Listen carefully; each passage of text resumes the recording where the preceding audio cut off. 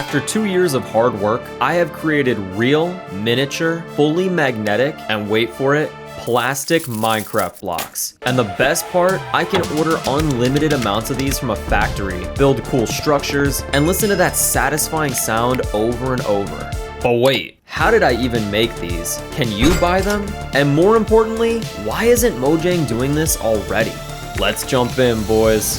The reason I'm even on this journey is because I went to one store as a kid, Toys R Us. Back in 2014, this company Jazzwares sold an official Minecraft kit that I still have to this day, except the box. Basically, it looks like a packet, but inside were these paper cutouts that you could fold into real Minecraft blocks. These kits give you mobs, like a sheep, chicken, a pig. Yo, what the heck? Also, this creeper's like ripped apart, but then there's templates. Dude, these are high quality. A bunch of blocks you can make, and this. It essentially tells you how to put the blocks together, as well as a tutorial for all the mobs and other stuff. And with these last templates, I put one together, and it came out all right. To be honest, it's kind of mid, but like the material's really good. It's like a plasticky cardboard. Other than that, I knew there was a lot of potential, especially with all the blocks they gave me. But to test it, even though nothing directly connects them, I put my two brain cells together and created a real-life Minecraft world. For something made in 2012, this is gas, which is why I kept it in the garage for all these years. However, even though it's a cool product, there's still some issues I wanted to fix. The blocks are weirdly squishy, and you need crazy blocks to even make anything look good. This 7-block house is almost 20 inches long. But you know, even with flaws, the idea was so good, it just stuck with me. From that point, I was put on a mission to make better and incredibly realistic blocks, which you'll see started out pretty bad, but eventually became a reality. However, someone actually beat me first to making real Minecraft blocks. Kami CH. Now, when I first discovered this guy, I was actually blown away. Look at this. Oh my gosh. That's gotta be like 8,000 blocks or something. The crazy part is everything's made from hand. And you can kind of tell because the videos take like a year or two to make. So before I saw him, all I knew was the Toys R Us blocks. This guy proved not only does it get views and people like it, but it's possible. His blocks are definitely smaller, and I didn't even think about magnets before I saw his. Which, by the way, they have magnets inside. So when I saw them like connect for the first time, it's like, yo, I gotta figure out how to do that. So after thoroughly studying his channel, I began to make prototypes for all different kinds of blocks. But the first ever version of the blocks involved paper craft. Basically, grab a template, a cutting mat, scissors, and now cut out all the white. Nice. Once we throw away the scraps, all I gotta do is fold every side and flap, grab the glue, then carefully put it together. And now we have a little block. Now keep in mind, this is the first of many versions before the final block. The colors are not as bright. You can see the white corners from the paper. It's a little too big, but of course, the durability sucks.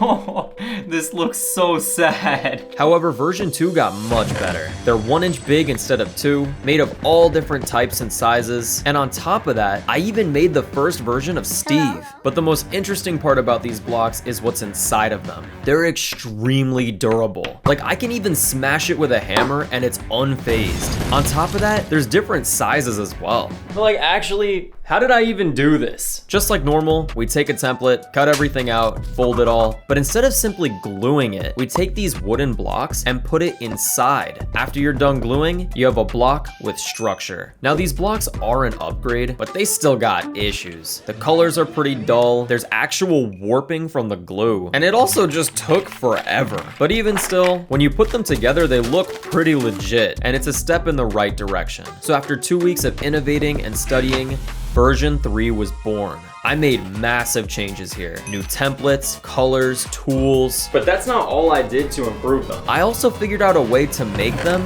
magnetic.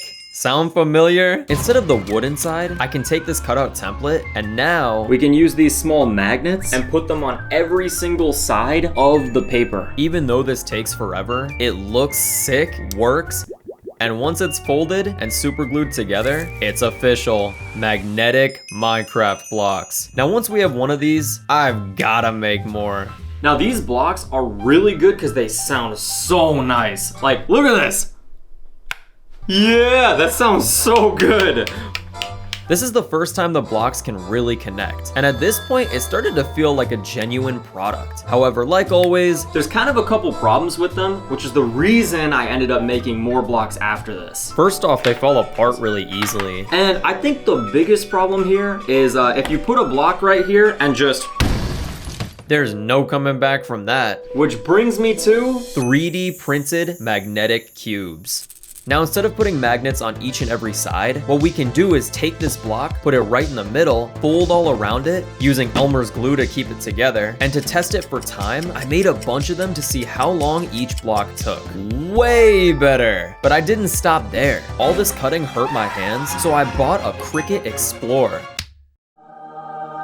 which allows you to put any material on these sticky mats and automatically cut them out. This saved years. And on top of this, I even got my friends to help. Big shout outs to Jason and Igor. However, after the system was down and the blocks were fun to make, I grinded out for the next year and a half and made over 6,000 blocks for all different videos. Wow! I had so many blocks, I didn't even know what to do with them. I had almost every dimension, some that weren't even cubes. Everything was magnetic. I made mobs, characters, items. If it was in Minecraft, I probably had blocks for it. Times were up and up.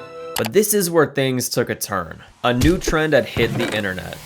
Plastic magnetic Minecraft blocks. What? So I spent thousands of hours, all this time making videos, got friends to help, and did the best I could just for somebody to make them in a factory and sell them online.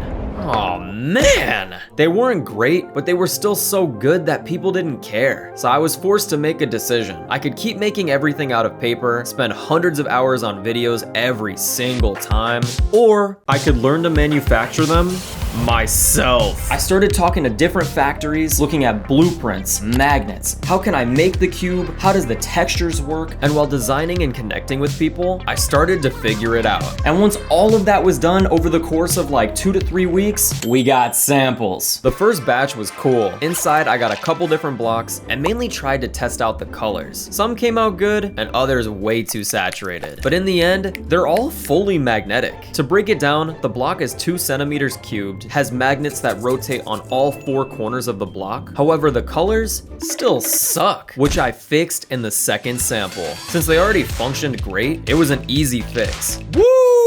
I know you all probably thought it took a bunch of samples to get it right, but these ones hit it right on the head. To prove it, look at my paper blocks right next to the manufactured ones. Yeah, bro, I cooked. Now, since we're done sampling, it's time to put an order in, but there's just one problem with that. You have to buy a minimum of 500 blocks per texture. Oh my god, this is like 10 pounds. But y'all know I couldn't stop there because I ordered 6,000 of them. And without boxes, behold, a lot of money. This looks ridiculous. My inventory is so stacked. But like, boys, I think we're all wondering, what does a build look like with 6,000 blocks?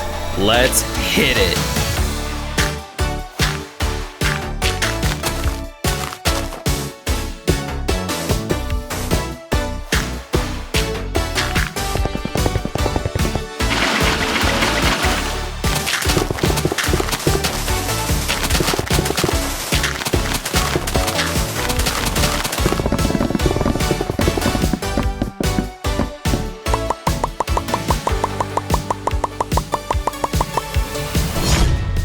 Here is the overworld. I'm not gonna lie, these blocks are perfect. On top of building the entire terrain and a beachfront, I also used my paper crafts that I've built over the year and completely fleshed it out. So even though I didn't make the blocks by hand, my paper craft skills still mattered. However, there is one thing I lied about. There's 2,000 blocks left. My god! I could have made this way bigger. Sheesh! However, this marked the end of my journey in creating the perfect real-life Minecraft block. From just an idea to a plastic product, I actually manufactured a toy, and it was so worth it. But I'm still curious, why isn't Mojang doing this already? It all comes down to one partnership.